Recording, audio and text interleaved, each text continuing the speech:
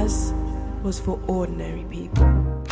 Hey guys, welcome back to my channel and let's talk about some fall perfumes. Summer is already over and fall is here. You guys really love my summer perfume video and I'm excited to share some of my fall perfume favorites. I would say not all of my recommendations are here with me. I would definitely list a little more at the end. Starting off first is Bois by Diptyque. If you guys are not aware of the Les Essences collection by Diptyque, it is such a beautiful collection and essentially this collection is focused on raw materials where you might necessarily not understand the fragrance behind it. For this one, it's actually a tree bark. The notes on this is Arabica coffee, sandalwood, and vanilla. The category is definitely woody or gourmand. I would say it's a mixture of both. One thing I really love about this perfume is that it's not something that you would typically smell at a different perfume store. It's not something that I've come across. I would say it's a pretty unique perfume, but very, very approachable. If you are more open to the gourmand perfumes, I highly recommend this for fall. It smells very cozy. It smells super warm. It's something that the more I spray on, the happier that I feel. It just gives such a cozy, warm feeling. And I just find myself gravitating towards wearing this quite often. I feel like it's a scent where it makes me feel happy. It's not something I'm wearing for other people. It's a fragrance that is more of a mood booster for me. It just smells so good. I feel like I love the Arabica coffee note in this since I'm a coffee lover. I highly recommend this one, but I would say the price range is on the higher side. And so I will definitely let you know if I find a dupe for this. And then next on the list is Papier by Diptyque. A lot of you guys know that I am a huge fan of this fragrance and the notes on this are rice steam accord and musk. It's one of the coziest but cleanest scent out there. It's just so unique where it gives you the same feeling of a warm hug but clean girl at the same time. I don't know what it is about this, but it's something that I'm happy to wear every single day for the cozier months, but I do not want to reach for this for the summer. A lot of you guys have told me that this is a very polarizing scent, and some people have told me that it smells like sweat on their skin, which I think is not really shocking. The thing about fragrance on everyone's skin chemistry is going to be so different. That's why scent is a very personal thing, and I never recommend blind buying a fragrance.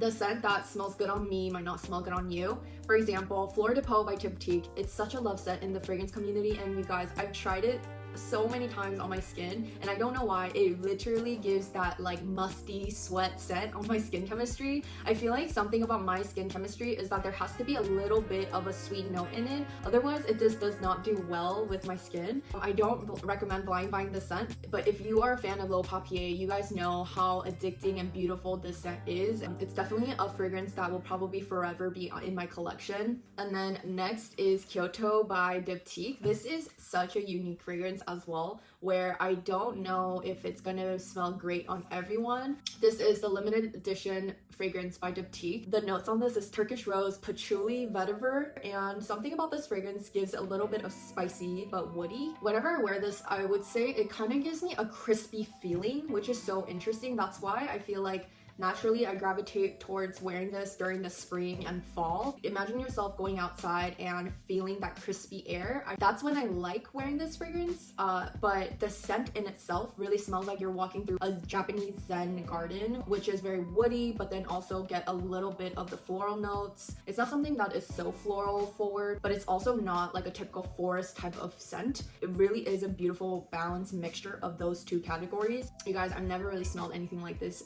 in any other store. It is so unique and it's something that I am so proud to have in my collection, and I will only be wearing this for spring and fall. Next is by Ormaie Paris. They have sent me this beautiful fragrance and it's called Nuit. I'm not 100% sure how to pronounce it, so my apologies. And this is actually an extract perfume.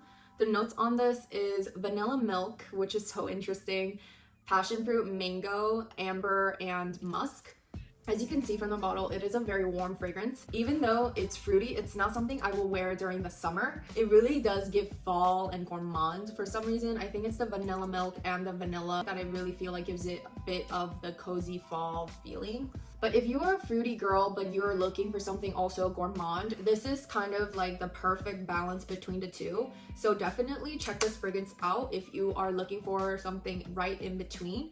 And the dry down on this is very ambery and musky, so I feel like it's very pleasant. It's so well made. I really love this brand so much. I feel like they do their fragrances so well. so definitely recommend this one. Next is Sesame Shower by Concreted. If you guys are not aware of Concreted, it is a Seoul-based brand, which I think is so special to me because I'm also from Seoul. And the name is inspired by the Korean phrase 깨가 쏟아진다, which basically means that if you see a couple that is so deeply in love, it's saying that the sesame seeds are showering on them, which doesn't really make sense in English. It's just a Korean phrase. That's what makes it so cozy, and I feel like this scent is like a warm hug. And the notes on this is black sesame seeds and vanilla. I feel like even though this is a very gourmand fragrance and it's very nutty, it's very delicious smelling, it's also very fresh and clean. It's not overpowering, it's not too sweet, which I think is such a perfect compliment for Asian desserts. And it reminds me of a black sesame latte or black sesame cookies that is not too sweet. If you're not a fan of the gourmand fragrances but you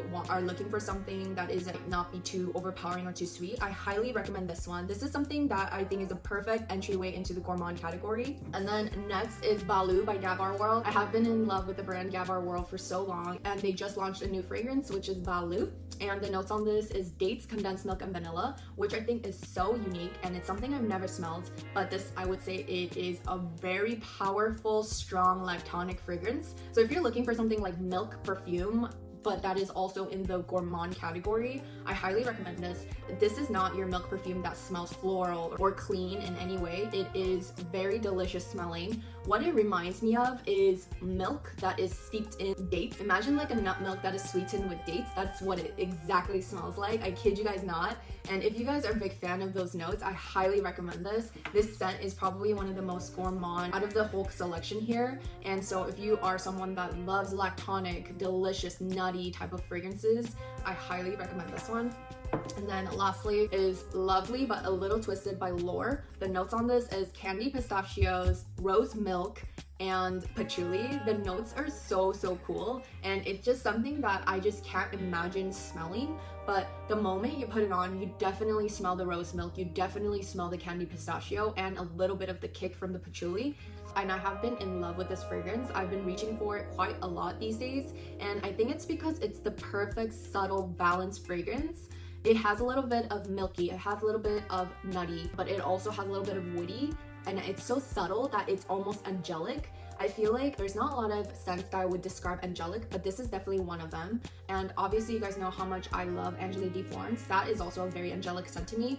It's a scent where the more you spray it, the more you fall in love with it. So I love Lore's fragrances. They've been killing it. And so I'm super excited for more fragrances that they'll put out. And that is it, you guys. These are some of my fall perfume recommendations. There's definitely more. I would say the fragrances that are missing here are definitely the woodier fragrances. Fragrances like Tam Dao by Diptyque or Orpheon. I feel like Orpheon is one of my most favorite fall fragrances. It's actually not here with me right now in Seoul, but back in New York, because my boyfriend, he has stolen it. He loves that fragrance as well. And I would also add into this list Santal 33, Somewhere But Nowhere by Lore. It's such a beautiful, spicy, woody scent that I feel like is perfect for this colder weather.